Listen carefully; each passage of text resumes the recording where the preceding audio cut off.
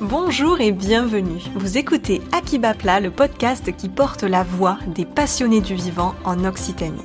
Je suis Audrey Boyer, naturopathe certifiée, et depuis 2023, je sillonne l'Occitanie avec mon micro pour interviewer des amoureux du vivant. Chaque mardi, je vous partage des conseils concrets et des rencontres inspirantes pour mieux prendre soin de vous et du monde qui nous entoure. Si le podcast vous plaît, pensez à vous abonner et à le partager autour de vous. C'est une petite action pour vous, mais un grand soutien pour moi. Vous êtes prêts ? Alors, place à votre nouvel épisode. Vous écoutez l'épisode 85 d'Akibapla Podcast. Comme chaque semaine, je suis ravie de vous retrouver pour aborder ensemble un sujet lié à la santé naturelle. Et aujourd'hui, j'ai pris la route pour aller du côté de Toulouse rencontrer Valérie Feytou, géobiologue. Nos routes se sont croisées lors d'un cours au Sénato, l'école où je me suis formée à la naturopathie. Et pendant ce cursus de 3 ans, j'ai suivi un cours d'initiation à la géobiologie donné par Valérie. Et j'ai trouvé ça tellement passionnant que j'ai décidé de lui donner la parole. Maux de tête, fatigue, difficulté à dormir, et si notre maison avait un impact sur notre santé et notre énergie? C'est ce que nous aide à déterminer la géobiologie. Pollution visible ou invisible, vous allez voir que notre environnement de vie peut avoir des effets bien présents sur notre santé et notre bien-être. On décrypte tout ça tout de suite avec Valérie. Bonjour Valérie. Bonjour Audrey, merci d'avoir pensé à moi pour ce podcast. Alors, on va parler aujourd'hui de géobiologie, mais avant ça, une petite question pour l'introduction. C'est vrai que depuis plusieurs années, il y a une espèce de tendance à se créer un environnement cocooning, rassurant et confortable chez soi, notamment depuis le Covid. On parle même de nesting, c'est-à-dire ça fait référence au petit nid douillet qu'on peut se créer. Qu'est-ce que vous en pensez et qu'est-ce que ça dit de nous et du rôle que l'on donne à notre habitation ? Alors le nesting, je suis très contente que vous commenciez par là parce que ce mot qui nous vient effectivement des pays du Nord, moi j'étais au Danemark il n'y a pas très longtemps, ils appellent ça le yoga là-bas si je me trompe pas. Ça signifie effectivement nidification, c'est être dans son nid, donc c'est un concept comme ce que l'on prévoit en géobiologie effectivement, d'art de vivre centré sur soi et sur le bien-être dans la maison. Chez eux, c'est une nécessité parce qu'il fait froid, donc l'hiver, ils sont très à l'intérieur. Ils ont moins de soleil et ce mode de vie bienveillant, basé sur le bien-être, s'exporte de plus en plus et on comprend vraiment pourquoi. Et là, on fait référence à ce que les anciens savaient. Ils s'occupaient beaucoup de leur intérieur. Souvent, c'était limité à une pièce, voire 1 ou 2 pièces, mais c'était vraiment le nid au sens propre du terme. Donc chez soi, c'est important de recréer des moments de détente, de partage, d'activités manuelles, sportives, etc. Et surtout, de ralentir le rythme pour écouter notre corps, pour apprécier les plaisirs simples et se reconnecter à soi-même. Donc ça, c'est une des bases de la géobiologie. Donc, pourquoi adopter le nesting ? Je vais faire justement le parallèle entre ce courant, cette mode, et notre métier d'hygiène de l'environnement, puisque la géobiologie, c'est l'hygiène de l'environnement, parce que ça permet justement d'améliorer le bien-être et la prévention santé dans nos lieux de vie. C'est justement donner ce rôle fondamental à notre habitation, qui est celui de nous préserver et de nous ressourcer. Pourquoi, vous pouvez observer peut-être cette tendance qui est vraiment en train de se développer, alors beaucoup plus depuis le Covid, peut-être parce qu'on a passé beaucoup plus de temps à l'intérieur, depuis le Covid. Mais, est-ce qu'il n'y a pas aussi du coup une espèce de tendance au repli un peu, chez soi, Voilà, je sais pas, qu'est-ce que vous en pensez, de tout ça? Alors effectivement, sans forcément parler de repli, parce que le Covid nous a obligés à nous replier et finalement on a envie d'aller à l'extérieur, on a quand même un quotidien qui est vraiment synonyme de stress, d'anxiété, de bruit, de pression, de mauvaises nouvelles malheureusement, d'agressivité et d'hyperconnexion avec tous nos outils connectés, très pratiques d'un côté mais assez nocifs de l'autre. Et on s'impose aussi beaucoup trop de situations inconfortables dans nos vies. Résultat, c'est notre santé mentale et notre santé physique qui sont mises à rude épreuve.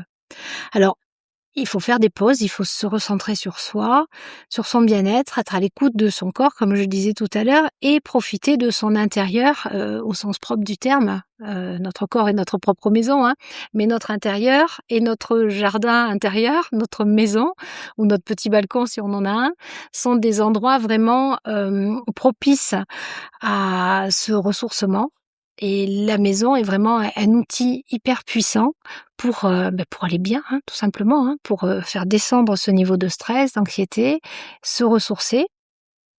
Et le fait de prendre plaisir à rester chez soi, sans programme précis, à être bien chez soi, alors seul ou entouré des personnes qu'on aime, hein, parce qu'on aime recevoir chez soi, ce sont les premiers plaisirs de la vie, hein. Quand je parlais de recevoir ses enfants et ses petits-enfants chez soi, c'est vraiment, ce que l'on aime le plus. Ça permet, de relâcher les tensions et de recharger, les batteries. Parce qu'entre le boulot, les activités sportives, les courses, les enfants, enfin tout ce qu'on a à faire dans nos vies, on finit par être débordé et fatigué. Donc moi ce que je propose aussi, c'est d'accompagner pour que notre habitat soit à notre service et non l'inverse. Alors justement, on va parler de tout ça. Valérie, vous êtes géobiologue et ingénieure en construction et urbanisme. Comment est-ce que vous définiriez la géobiologie pour quelqu'un qui n'en a jamais entendu parler? Tout simplement, c'est l'hygiène de l'environnement. C'est en fait la discipline qui traite des relations de l'environnement, des constructions, mais aussi du mode de vie avec le vivant. Alors quand on prend cette, définition est celle de la CNG, hein, de la Confédération nationale des géologues professionnels, hein, dont je fais partie. Alors moi, au départ, je suis ingénieure en urbanisme et en construction, puis géobiologue, mais avant tout une personne hypersensible. Et c'est grâce à cette hypersensibilité qui, au départ de ma vie, était, quelque chose d'assez contraignant quand même, parce que je percevais des choses, enfin beaucoup d'inconfort et d'allergies, entre autres, heu, que j'ai développé, enfin j'ai été ravie de découvrir la discipline qu'est la géobiologie pour permettre de développer cette hypersensibilité, enfin à mon service, plutôt que d'en ressentir, des effets, assez négatifs. Et j'ai compris grâce à ça que j'allais pouvoir exercer mon métier, de participant à l'acte de concevoir et de construire des lieux de vie de façon tout à fait différente, avec vraiment une dimension supplémentaire. Cette dimension avec tous les ingrédients pour créer des espaces et de vie et de travail propices au bien-être et à la prévention santé. J'avais enfin, tous les outils, les connaissances techniques et énergétiques aussi, pour construire en conscience aussi. Parce que construire en conscience, ça c'est un des éléments, c'est comme, vivre les choses en conscience. Vous qui êtes naturopathe, manger en conscience, je pense que c'est des choses, voilà, que vous transmettez et pour moi, hem, construire, aménager, même décorer son lieu de vie en conscience, c'est quelque chose de très puissant. Donc la géobiologie, c'est voilà, c'est prendre soin de son habitat, de l'endroit où on habite, en respectant, plusieurs principes dont on va peut-être, en parler après. C'est un petit peu comme ça que vous le définissiez? Oui, tout à fait. Il y a des choses, vraiment très simples à respecter pour se sentir mieux dans son lieu de vie. D'autant plus que maintenant, comme je le disais tout à l'heure, avec les objets connectés, on a des perturbations que nos grands-parents n'avaient pas. Donc c'est important de les connaître, hein, pour savoir les prendre en compte et s'en protéger et les utiliser à bon escient. Et c'est comme ça pour tout, du départ de la construction jusqu'à l'ameublement, la décoration et le choix ensuite bien sûr de ce que l'on mange et ce que l'on boit, parce que ça fait partie du bâtiment. Donc ce que l'on mange et ce que l'on boit, on en parle en géobiologie parce que le mode de vie fait vraiment partie de la discipline. Donc c'est très global et pour moi c'est très complémentaire à la naturopathie.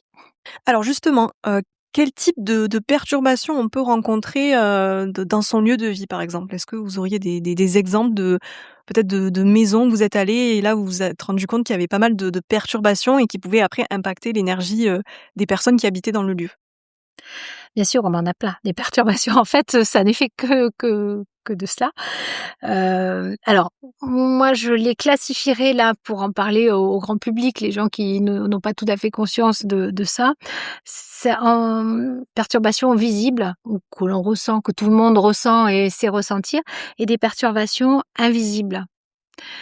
Mais c'est pas parce qu'on ne voit rien qu'il ne se passe rien. Donc, si on prend les exemples, dans les perturbations, visibles, une température, qui n'est pas la bonne, trop chaud, trop froid, ça tout le monde va finir par le ressentir. Un élément qui est lié à la température, mais qu'on ressent, mais dont on est moins conscient, c'est l'hygrométrie. Quand on a une mauvaise hygrométrie, que c'est trop sec, par exemple, on va finir par ressentir des yeux secs, la gorge sèche, le nez, enfin, ça, on va finir par le ressentir. Quand c'est trop humide, il y a des gens qui ne ressentent rien. On voit les moisissures arriver dans le bâtiment et eux, ils n'ont pas ressenti. Je sais que moi, en étant hypersensible, je me sens glacée jusqu'aux os quand je suis dans un environnement très, humide. C'est pas le cas de tout le monde, mais quand c'est trop humide, on dit qu'à 20 degrés, il faudrait être entre 40 et 60 d'humidité. Donc la fourchette est assez large, hein.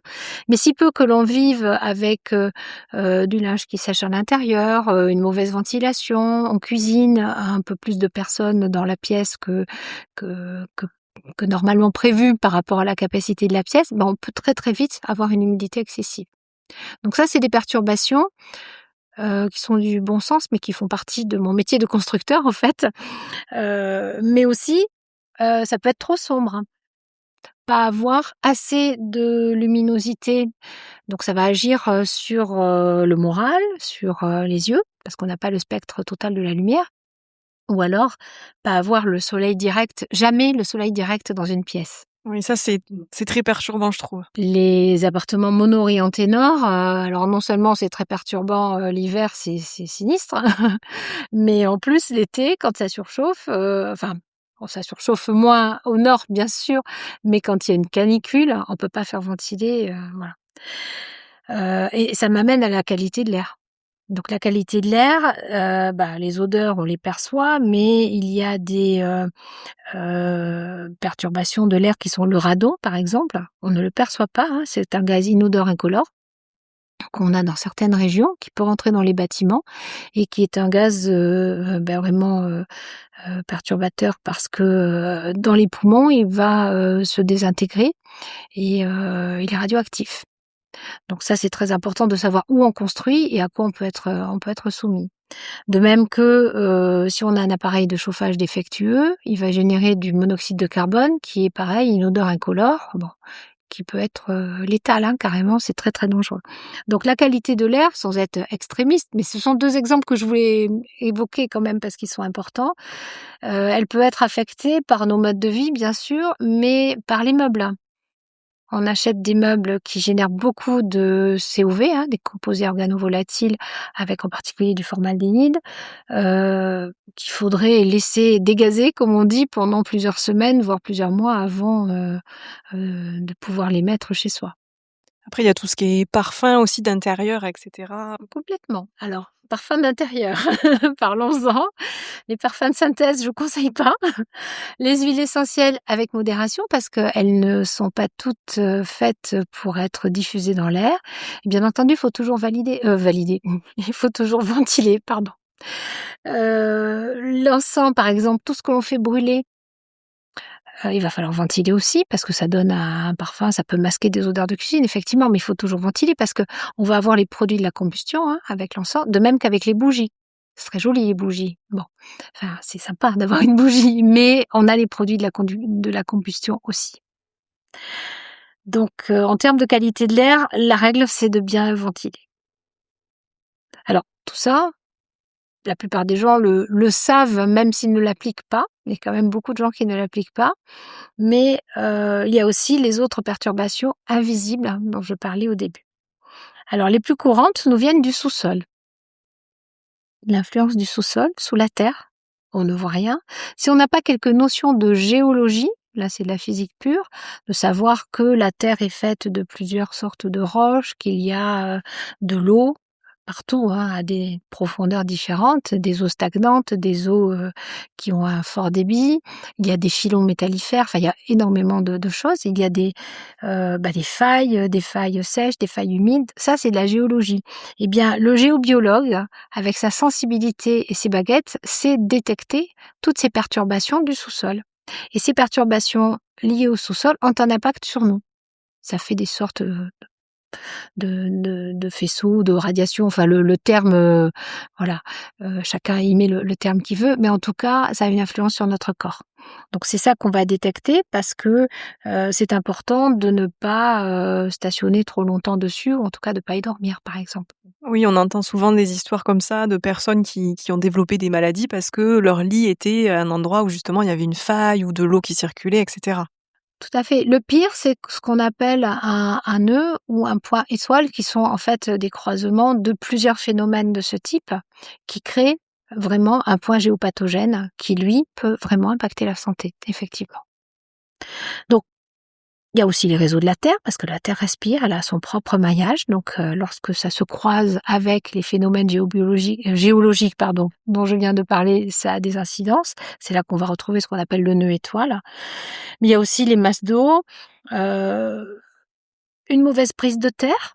Donc là, on rentre dans les principes constructifs de la maison ou de l'appartement. Un bâtiment doit être relié à la terre par rapport à l'électricité, qu'il y a à l'intérieur. Et donc là, à la terre, il y a la valeur et il y a aussi l'emplacement de la prise de terre.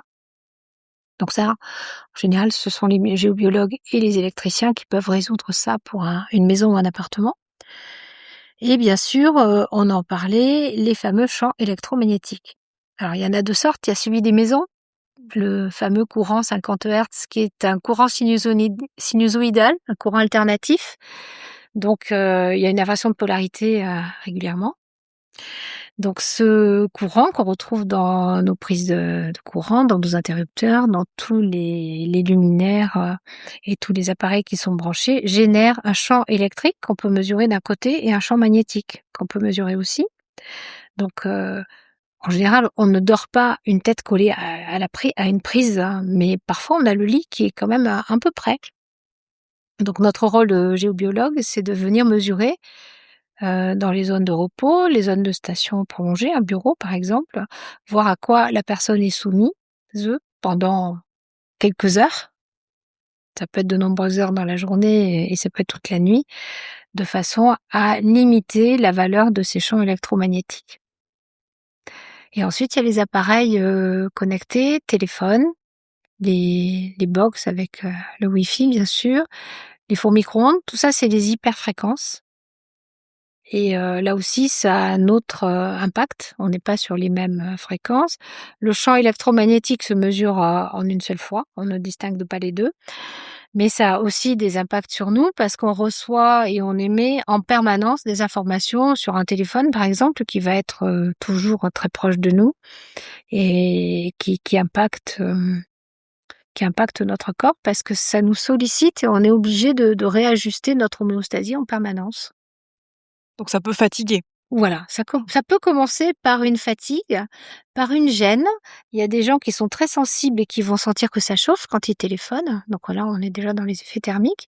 Mais les réglementations justement, sont faites par rapport aux effets thermiques. Mais bien avant ça, on a des impacts sur notre corps qu'on perçoit pas toujours, ouais. Donc ça fait quand même beaucoup de choses déjà et encore on n'est pas rentré vraiment comme vous disiez dans les mémoires et dans encore plus dans l'invisible. C'est un autre domaine, effectivement, les mémoires. Tout le monde en a au moins entendu parler une fois dans sa vie. On y croit ou on n'y croit pas, mais ça existe. D'ailleurs, quand on parle des plages du débarquement, pour ne pas citer, voilà, un exemple que tout le monde connaît, on sent bien quand on est sur des lieux comme ça que c'est lourd, qu'il s'est passé quelque chose. Bon, il y a des gens sensibles, des gens moins sensibles, hein, mais il arrive quand on est hypersensible de ne pas pouvoir rentrer dans une pièce. Parce que, c'est trop lourd ce qui s'est passé. Moi, j'ai fait une intervention, je fais une petite aparté sur, un exemple concret. On m'a appelée pour intervenir, dans un élevage de chevaux parce qu'il y avait un cheval qui ne mangeait plus. Enfin, un nouveau cheval qui n'était pas habitué à ce lieu-là et les mangeoires étaient à un endroit, pas très loin de la route. De l'autre côté, il y avait un bois. C'était vraiment à la campagne, hein, dans les Pyrénées. Le cheval ne mangeait pas. Et je suis intervenue et il y a eu effectivement des bagarres, des choses très, très lourdes qui s'étaient passées dans le bois juste à côté. Bon, moi, c'est mes baguettes qui m'ont conduit là, mon hypersensibilité. Je me souviens d'ailleurs que le chien de la propriétaire m'accompagnait. Puis quand je suis arrivée au cœur de l'endroit où ça s'était passé, je me suis retrouvée toute seule. Le chien était déjà parti. Bon, j'ai réharmonisé le lieu. Et ça a été extraordinaire parce que la propriétaire, qui faisait du shiatsu pour, chevaux m'a décrypté un peu le comportement du cheval qui se frottait à moi et qui m'a remerciée. C'était, vraiment j'en ai encore les larmes aux yeux quand, j'en parle. Et après ce cheval s'est remis, à manger parce qu'on avait, réharmonisé par rapport à ces choses importantes, ces mémoires qui étaient dans le bois juste à côté de l'endroit où il mangeait. Le cheval est un animal hyper sensible et je crois que ça a été ma plus belle intervention parce que quand on intervient pour les gens, c'est formidable, hein, mais avec les animaux, c'est authentique et voilà, on est sûr que ce qu'on a fait est visible de suite. Oui, puis ils ont pas de filtre quoi, ils sont vraiment, voilà, authentiques et d'ailleurs, j'avais lu que, avant pour positionner l'endroit d'une maison et ben, on laissait, des animaux, que ce soit des moutons, pâturer pendant plusieurs semaines pour que, finalement, ce soit un petit peu grâce à eux qu'on choisisse l'emplacement de la maison ou de la bergerie, enfin. Il nous indique beaucoup de choses. Effectivement, là où un animal, va se coucher, si l'animal, devient malade, hein, en se couchant toujours au même endroit, bah, forcément, on n'aura pas envie d'y mettre, sa maison et donc il y a des géobiologues qui ont fait ces expériences-là, tout à fait, au début et c'est très significatif, effectivement. L'important quand on choisit un endroit, c'est d'être dans ce qu'on appelle nous des zones neutres, qui ne sont pas impactées par tous les phénomènes, géologiques dont je parlais, tous les croisements avec les fameux réseaux de la Terre. Alors vous imaginez, les croisements, le réseau Hartmann par exemple, c'est tous les 2 mètres et 2,50 m. Donc en fait, c'est impossible. Donc on a heureusement, pour ne pas inquiéter, mais pour dire qu'on a des solutions, on a des solutions pour harmoniser les lieux effectivement et pour, préserver en priorité les zones de repos, de sommeil. Donc finalement, c'est pas parce que, par exemple, on habite, sur un lieu où il y a des mémoires assez, importantes qu'on peut rien faire et qu'on est obligé de déménager. Il y a quand même des choses à faire. Oui, il y a des choses à faire, d'autant que je vais faire une petite parenthèse. Obligé de déménager, ça m'appelle à quelque chose. On n'est jamais appelé par un lieu par hasard. Enfin, j'exprime, je dis appelé par un lieu, c'est peut-être un peu fort, mais en tout cas, on ne vit pas quelque part par hasard. C'est parce que dans ce lieu-là, on a des choses à expérimenter, à apprendre et à travailler pour progresser, nous, dans notre connaissance de nous-mêmes, hein. Donc ça, c'est intéressant et bien sûr qu'on peut, nettoyer un lieu de ses mémoires, des mémoires, en particulier des mémoires, de souffrance, des mémoires, voilà, des choses difficiles à vivre pour que les habitants puissent, vivre, de façon plus calme et sereine, ouais. Alors justement, on parlait un petit peu tout à l'heure des impacts que ça pouvait avoir sur notre santé. On a parlé de la fatigue, mais quels autres impacts? C'est-à-dire comment on peut se rendre compte finalement qu'il y a un problème dans un lieu par rapport à, voilà, de nos perceptions ou des choses, physiques, des symptômes et cetera?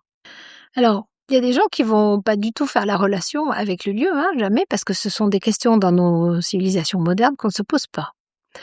Les naturopathes sont plus sensibles et donc vont, avoir, la réaction d'aller voir dans le lieu, quand quelqu'un vient vous voir et malgré, toutes les précautions, tout ce que vous proposez, la problématique revient toujours. Alors je parle pas de maladie, hein, je parle de gènes, de problématiques, récurrentes ou de terrain. Lorsque les personnes sont toujours fatiguées, que cette fatigue revient systématiquement d'une saison sur l'autre, alors qu'on fait tout ce qu'il faut en complément alimentaire, pour aller mieux, on peut se poser la question si cette fatigue venait du lieu. Lorsque, on dort mal, le sommeil est quand même, alors il est multifactoriel, mais quand on dort mal, ça peut aussi venir du lieu ou de l'emplacement du lit effectivement dans la maison.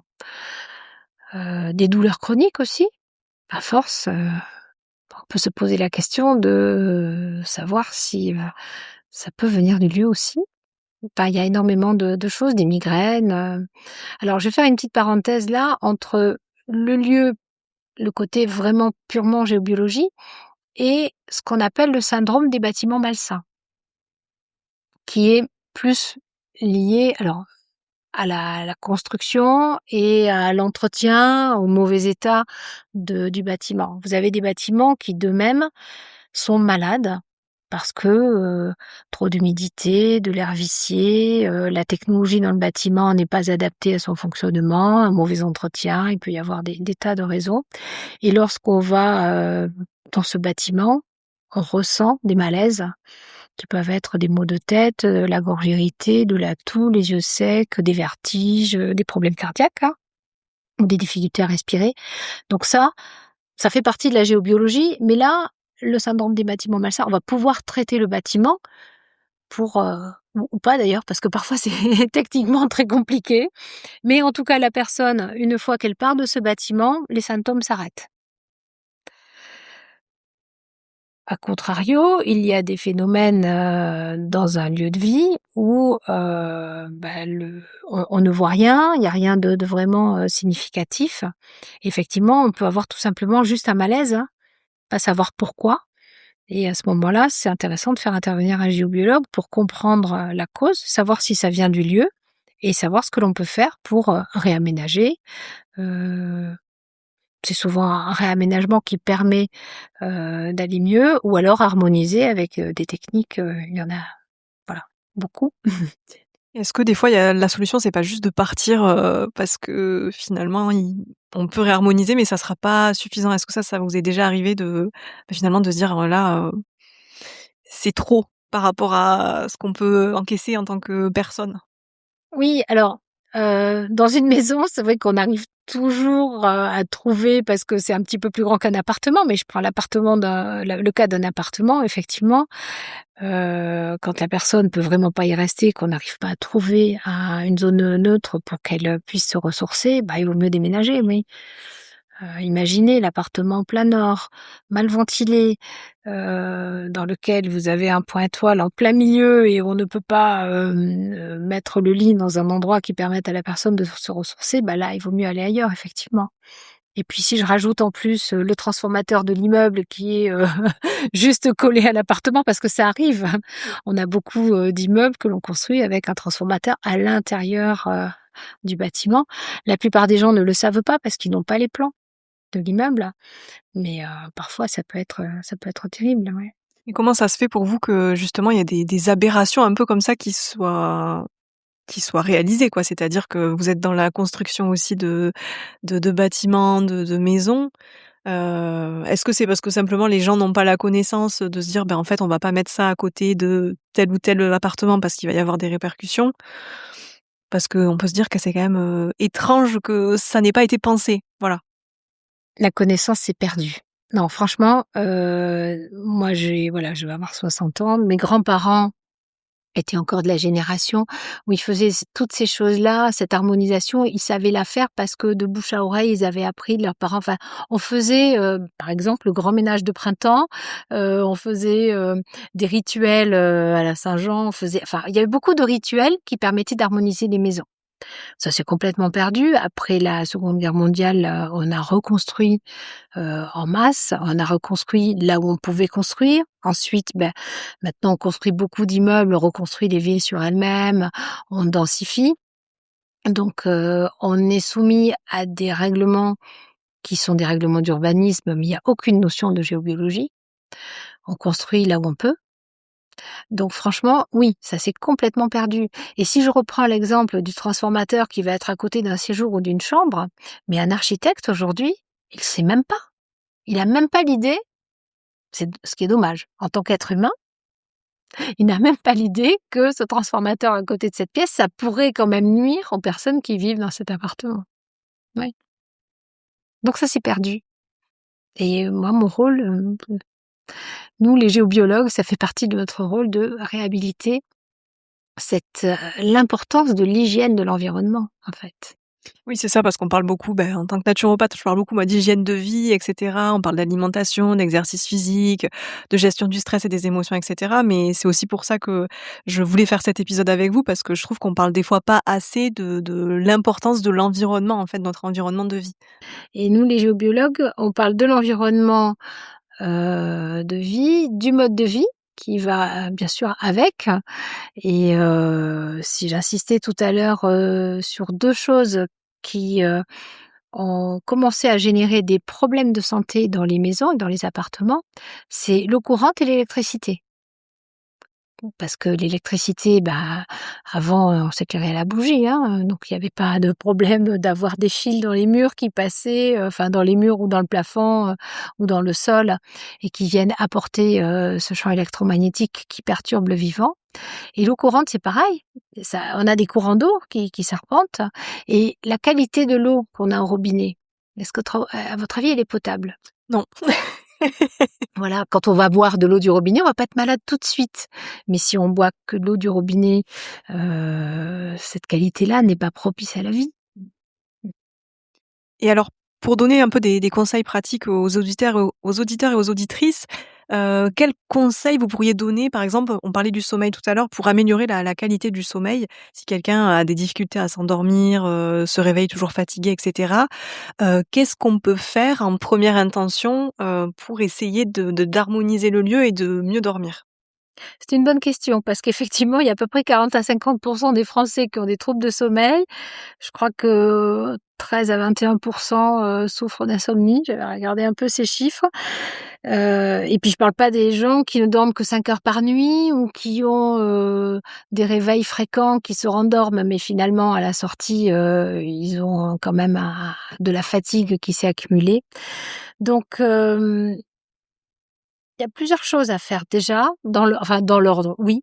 Parce que la première chose, c'est de positionner son lit dans une zone neutre. Vous m'avez entendu parler de cette zone neutre plusieurs fois.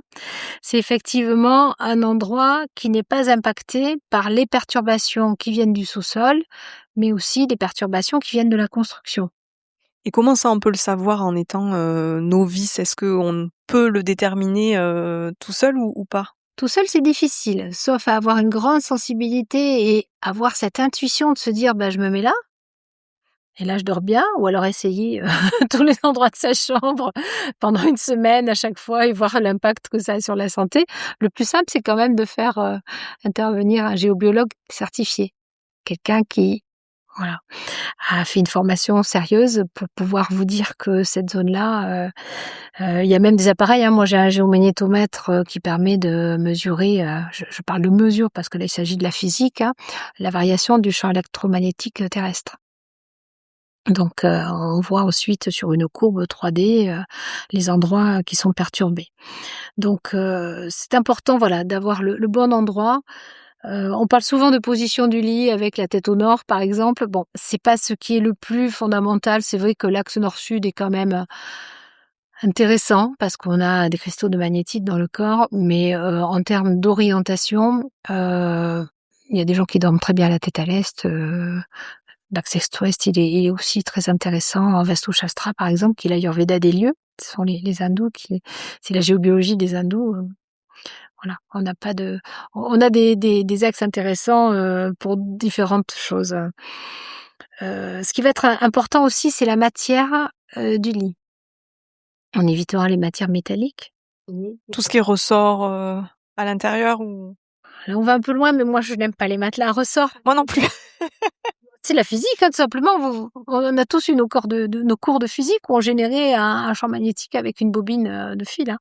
Donc, je suis pas fan des ressorts, mais en même temps, c'est difficile aujourd'hui de trouver des matelas, sans ressort. Alors, il y a des matelas de mousse, hein. Dans ces cas-là, comme c'est des matériaux synthétiques, il faudra quand même veiller à un minimum un label Ecotex. Ça serait, ouais, ça, c'est important. Tout ça pour éviter les émanations de formaldéhyde, hein, parce que il y a aussi, les matelas sont traités aujourd'hui, alors anti-acariens, anti-moisissures, anti-feu. Bon, mais tous ces traitements génèrent, des choses pas terribles pour la qualité de l'air. Donc avec un label, c'est déjà bien. Sinon, on peut quand même trouver des fabricants de matières naturelles, hein, des matelas avec, du coton, du crin cheval, lin. Pareil pour les rideaux, les matériaux, les textiles qu'on a dans la chambre, des rideaux en coton ou en lin, ça va être le mieux.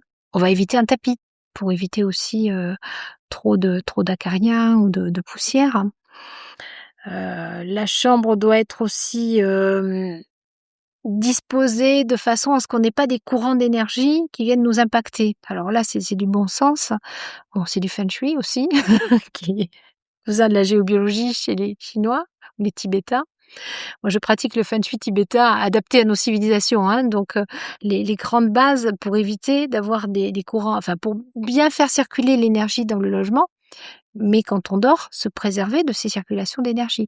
Donc on va pas mettre son lit en face d'une porte ou d'une porte-fenêtre. On va être dans des endroits cocooning par rapport aux circulations d'énergie. On va éviter un miroir aussi, parce que le miroir, c'est très dynamique, hein. Donc la chambre, c'est fait pour se reposer.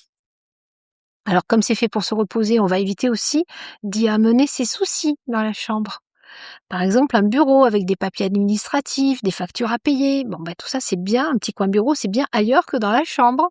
Et pour les ados, moi, je vois des chambres d'ados, d'enfants même, hein, quand je vais chez les gens, avec des rallonges partout, des jeux vidéo dans la chambre, évidemment, les ordinateurs, beaucoup d'appareils connectés.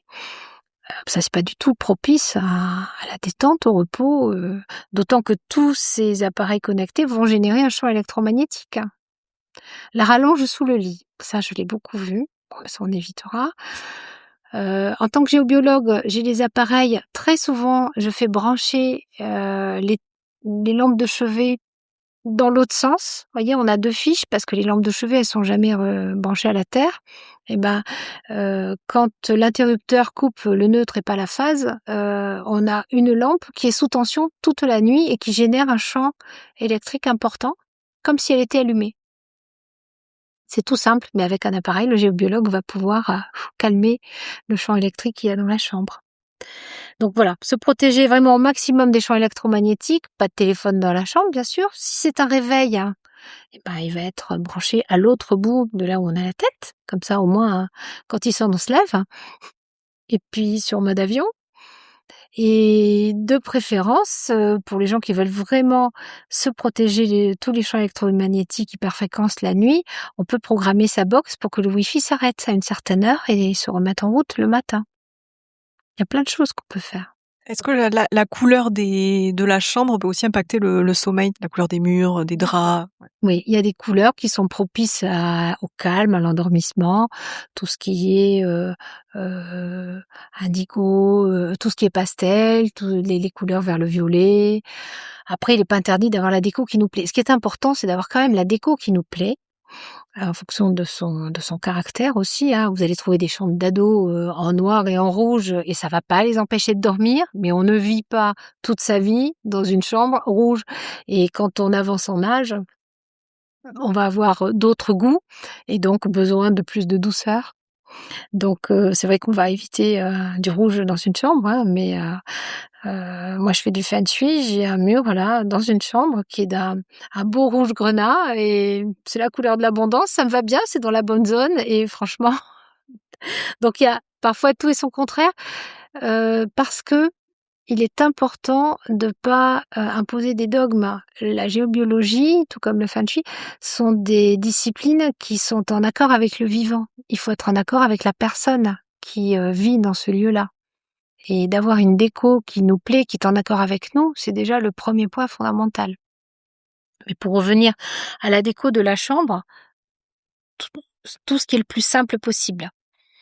On évite les surcharges.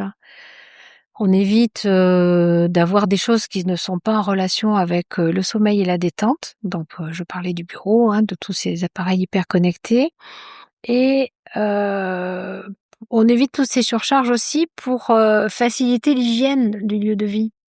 Parce que avoir un sol facile à nettoyer, bien aspiré, toutes les poussières, bien aéré, changer les draps régulièrement, les laver à 60 degrés, enlever les acariens. Je parle pas des gens qui ont des animaux parce que les acariens sont encore plus transportés par le poil et la salive des animaux. Donc on va veiller à nettoyer, aérer et nettoyer le plus possible. Et aussi pour bien dormir, notre propre hygiène corporelle. Quand on se couche avec tous ces soucis et avec tout ce qu'on a sur nous, enfin, je veux dire, voilà, même si on se déshabille, le mieux c'est de prendre aussi une douche le soir pour s'apaiser, être à la bonne température.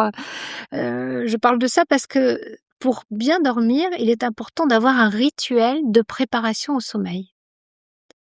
Il y a trop de gens qui ont le téléphone encore dans le lit, juste avant de s'endormir. Alors pour, des raisons, diverses et variées, hein, parce qu'on n'a pas le temps justement de faire un certain nombre de choses pour le travail que l'on fait sur le téléphone, ou alors on fait un petit jeu avant de s'endormir, ou alors, On scrolle sur Instagram. on scrolle sur Instagram. Bon, ben, c'est comme ça aussi qu'on peut trouver nos clients et que les clients nous trouvent, mais peut-être d'autres horaires. Mais c'est vrai que depuis qu'on a les téléphones, on est très, très sollicité par les écrans, et cette lumière, de l'écran, nous dit, elle fonctionne avec notre glande pinéale et elle donne un signal d'éveil et non pas un signal d'endormissement. Donc c'est très, très multifactoriel.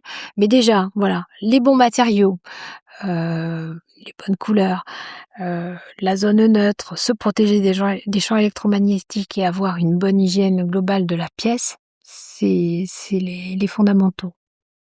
Bon, déjà, il y a de quoi faire, là, pour nos auditeurs et auditrices. Vous savez, moi, quand j'interviens chez les gens, ça peut m'arriver, de passer, une bonne heure avec la personne à changer des choses de place avant qu'on se dise: «Tiens, OK, on va tester comme ça pour mieux dormir», ouais. Alors, pour terminer cet épisode, est-ce que vous pouvez nous expliquer un peu comment se déroule, une expertise géobiologique concrètement? Qu'est-ce que vous faites? Quelles sont les différentes étapes? Oui, globalement, le géobiologue fait d'abord un devis qu'il explique à son client. C'est important parce qu'on a un code de déontologie professionnelle et on voit quand même, on parlait de réseaux sociaux, beaucoup de géobiologues sur les réseaux sociaux qui se disent géobiologues alors que bon, ils ont fait juste 2 jours d'initiation. Ils sont sensibles certes, mais c'est pas avec de 2 jours d'initiation qu'on peut, connaître, tout ce qu'un géobiologue professionnel peut apporter. Donc c'est important d'avoir un devis, de se le faire expliquer.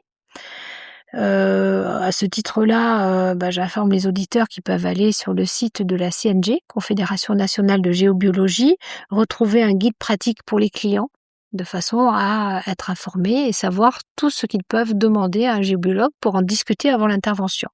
Bon, une fois que le client et le géobiologue sont OK, chacun a ses protocoles, mais en général, l'intervention commence par une étude environnementale que le géobiologue va faire en amont de l'intervention chez le client. C'est-à-dire, sur photo, et cetera, sur Google Maps, On a beaucoup, d'outils, voilà, qu'on peut utiliser à partir de l'adresse précise du client. Moi, je travaille aussi beaucoup avec les outils du cadastre, bon, parce que c'est vrai que c'est mon ADN d'être, ingénieure construction, ces outils-là m'apportent, beaucoup de choses. On va faire notre étude environnementale pour savoir, quelle est, la nature de l'environnement lointain et l'environnement proche, de l'habitation ou du bureau qu'on va venir expertiser, et ensuite, on va se déplacer chez le client, hein, la plupart du temps, bien sûr. Ce qui est important aussi, c'est le côté humain, de savoir pour qui on intervient. Si c'est madame qui vous fait intervenir, mais que monsieur n'est pas d'accord, c'est pas OK. Moi, j'interviens pour un couple quand, les 2 personnes du couple sont d'accord. Que les 2 soient présentes, c'est autre chose. Moi, je préfère quand les 2 sont présents. Pareil, quand il y a des enfants, si c'est des enfants en bas âge, bon, ils sont pas toujours présents, bien que parfois, moi, j'ai des parents qui m'ont fait intervenir parce que les enfants ne dormaient pas justement, donc c'était bien que les enfants soient là. Mais si c'est un ado, faut le lui dire. On va pas, voilà. Ou alors, on n'intervient pas dans sa chambre. Mais c'est vrai que du coup, on n'intervient pas sur un lieu complet. Voilà, ce côté humain et ce côté dialogue, échange, approbation des 2 parties avant une intervention est très, très important. Ensuite, l'intervention se poursuit sur site. Alors les outils qu'on utilise en tant que géobiologue sont l'observation, l'entretien, l'équivalent de l'anamnèse, hein, la mesure et la détection biosensible. Donc, moi, en tant qu'ingénieur, tout ce qui se mesure, je le mesure avec des appareils, hein, que j'ai achetés pour, bien connaître le lieu, et ensuite en fonction de la problématique et de ce qui est convenu avec le client, parce qu'on pourrait passer, 2 jours chez le client. Moi, ça m'est arrivé d'y passer vraiment longtemps parce qu'il y avait plusieurs problématiques, mais la plupart du temps, on vient pour un problème particulier, ou parfois des gens, nous font intervenir pour connaître les informations de leur lieu. Donc, là, c'est la commande est claire, et donc à ce moment-là, on va faire, dans l'ordre qui est propre à chaque géobiologue, les mesures physiques, les détections biosensibles. Pour vous donner un exemple de détection biosensible, c'est par exemple le rapport global d'ambiance. Avec les baguettes, on va déterminer comment est le lieu, globalement, et ensuite pièce par pièce, s'il y a une influence plutôt tellurique ou plutôt cosmique, et en tout cas dire si le lieu est équilibré ou pas. Et ensuite, on affine en fonction de ce que l'on rencontre et des questions qui se posent et qui se soulèvent. Parce que c'est vrai que tout se mélange. On discute avec le client au fur et à mesure qu'on voit des choses. Très souvent, le client nous laisse venir et c'est très intéressant. Et on détecte quelque chose et là, il nous dit « Ah oui, je vous l'avais pas dit, mais effectivement, là, il s'est passé quelque chose. » Et là, la discussion se poursuit et on peut creuser avec le client pour trouver une solution justement pour réharmoniser le lieu par rapport à cette problématique.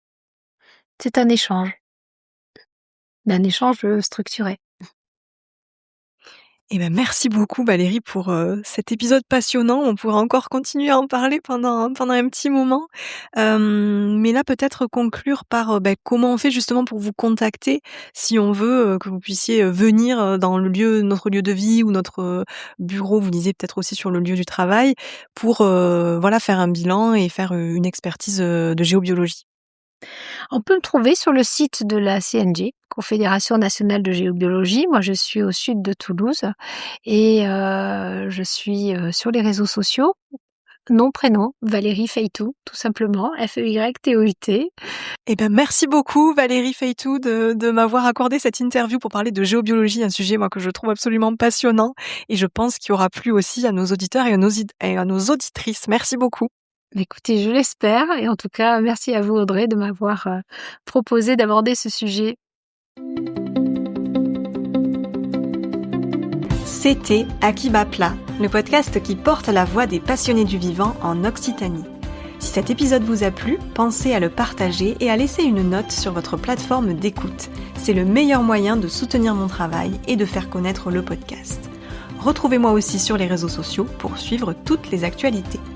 Je vous dis à la semaine prochaine pour un nouvel épisode et en attendant, prenez soin de vous.